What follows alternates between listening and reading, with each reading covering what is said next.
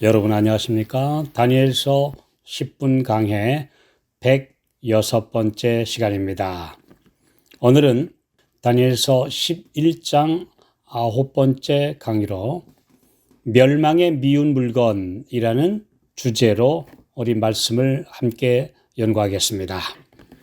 다니엘서 11장 31절 군대는 그의 편에 서서 성소 곧 견고한 곳을 더럽히며 매일 드리는 제사를 폐하며 멸망케 하는 미운 물건을 세울 것이며 다니엘 7장의 작은 뿔, 즉 교황권이 하나님을 대적하는 활동을 하는데 강력한 힘이 되어준 것은 무력을 가진 세속의 권력, 곧 로마 황제들이었습니다.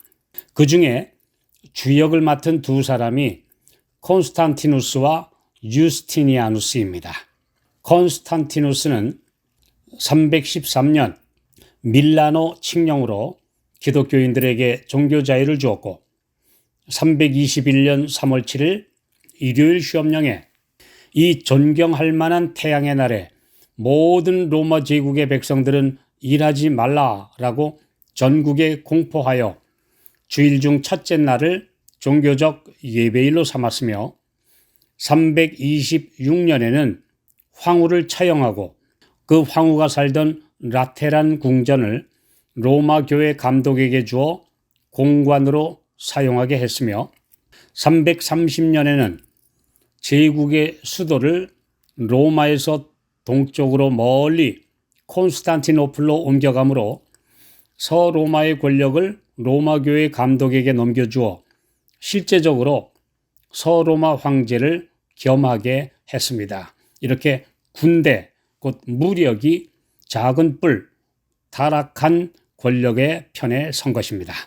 유스타니누스 황제는 로마 교회에 반대하는 세 나라들인 헤룰리를 493년에 멸망시키고 그리고 534년에 반달을 그리고 538년에 동고트까지 멸망시켰습니다.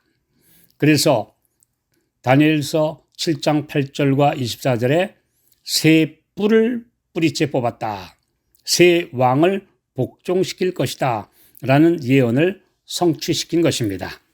그는 또 533년에 유스티니아누스 법전을 편찬하여 로마 교회 감독이 세계 교회의 머리라고 공식 선포하여 교황이 되게 하였습니다. 이외에도 현재 독일과 프랑스를 합한 나라인 프랑크의 실력자 피피는 왕위를 찬탈하고 교황이 왕관을 씌워준 데 대한 보답으로 교황에게 영토를 선물하여 바티칸 국가가 되게 해 주었습니다. 이 프랑크는 800년부터 신성 로마 제국이라는 국호를 사용하여 1000년 이상 교황권의 남편 국가가 되었습니다. 이를 아합과 이세벨의 야합, 곧 정치와 종교의 야합이라고 합니다. 교황권의 힘을 바탕으로 한 세 가지 하나님을 향한 반역 행위를 살펴보겠습니다. 하나님의 임재를 상징하는 성소에 대한 반역이 다음과 같이 묘사되어 있습니다. 첫째, 성소를 더럽히며 성소에서 특히 지성소는 하나님의 보좌가 있는 곳이며 이사야 6장 1절로 7절에서 그분의 보좌의 영광을 바라본 이사야는 스스로의 죄됨과 불결함을 깨닫고 화로다 나여 망하게 되었도다 라고 부르짖었습니다. 이것이 그분의 영광, 거룩하고 흠 없으신 그분의 품성을 바라본 사람들이 자연스럽게 나타내는 반응입니다. 이사야는 그 결과로 진정한 회개와 정결케 하심의 경험을 하게 되었습니다. 그러나 이 지상에 있는 교회 안에 계시던 눈에 보이지 않는 거룩하신 하나님의 보좌를 눈에 보이는 인간 교황이 대신 들어앉음으로 그분의 위엄과 영광을 크게 훼손하고 더럽혔습니다. 더럽히다라는 말의 의미는 신성모독입니다. 데살로니가 후서 2장 4절에도 하나님 성전에 앉아 자기를 보여 하나님이라 하느니라 하고 예언된 바로 그대로 로마 교황이 한 것입니다. 두 번째로 매일 드리는 제사를 폐하며 이를 히브리어로 타미드라고 하는데 이것은 매일 조석으로 모든 백성을 위하여 어린 양을 드리는 상번제 그리고 죄 지은 개인들이 드리는 속죄제와 여러 제사들을 뜻하는 것입니다. 이것은 그리스도께서 하늘 성소에서 하시는 중보와 인류의 구속 사업을 마리아 중보 또 사제들에게 하는 고해 성사 그리고 미사와 의식 등으로 대체시켜 버린 것을 가리키는 것입니다.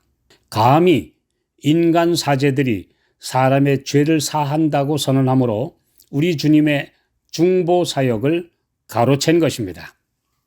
세 번째로 멸망케 하는 미운 물건을 세울 것이며 이 말씀은 다른 성경절에서 여러 가지로 표현되어 있습니다.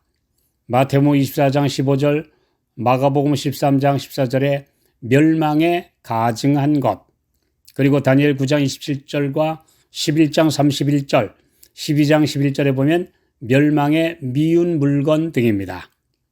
특히 마태복음 24장 15절에는 선지자 다니엘의 말한 바 멸망에 가증한 것이 거룩한 곳에 선 것을 보거든.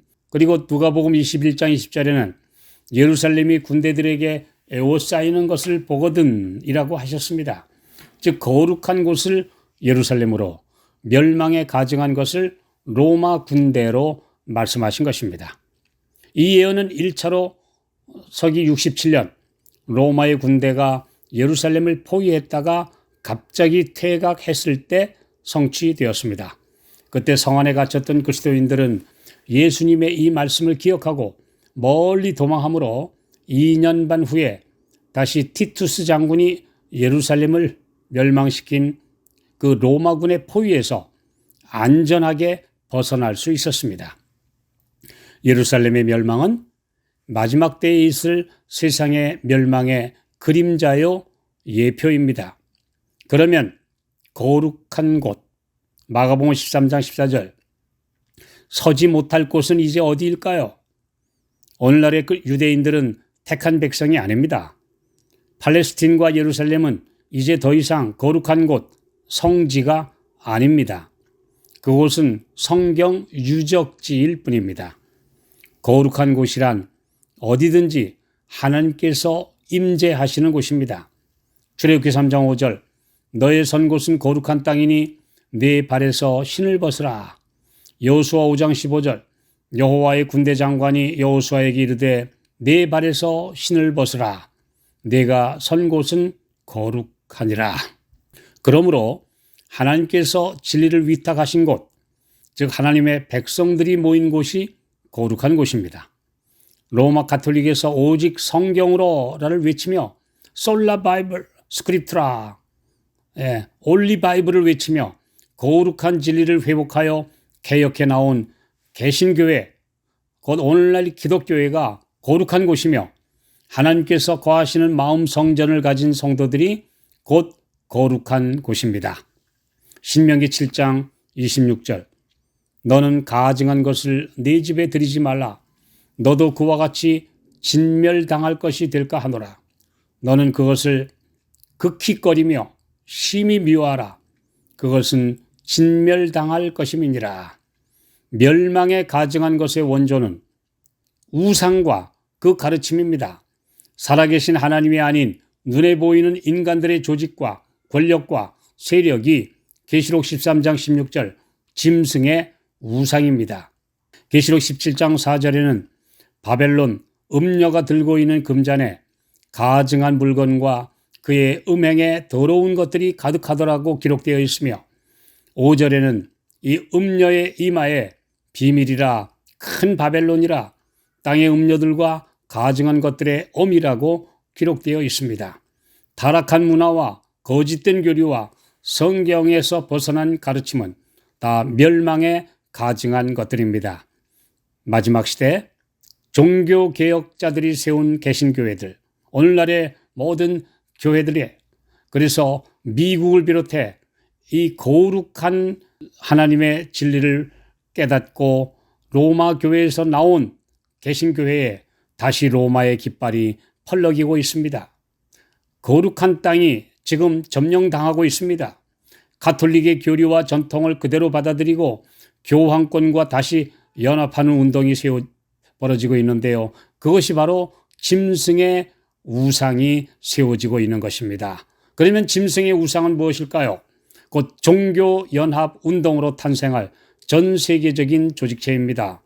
가톨릭의 모든 사상을 그대로 이어받고 모든 세상 사람들로 경배하게 하는 이 세력은 종교연합운동은 곧 짐승의 우상입니다. 지금은 하나님의 백성들이 거기서 도망하여 나올 때입니다. 멸망에 가증한 것에서 탈출해야 할 때입니다. 그러므로 내 백성아 바벨론에서 나오라는 강력한 외침이 지금 타락한 모든 개신교회와 종교연합 세력의 안에 있는 하나님의 성도들에게 울려 퍼져야 할 때입니다.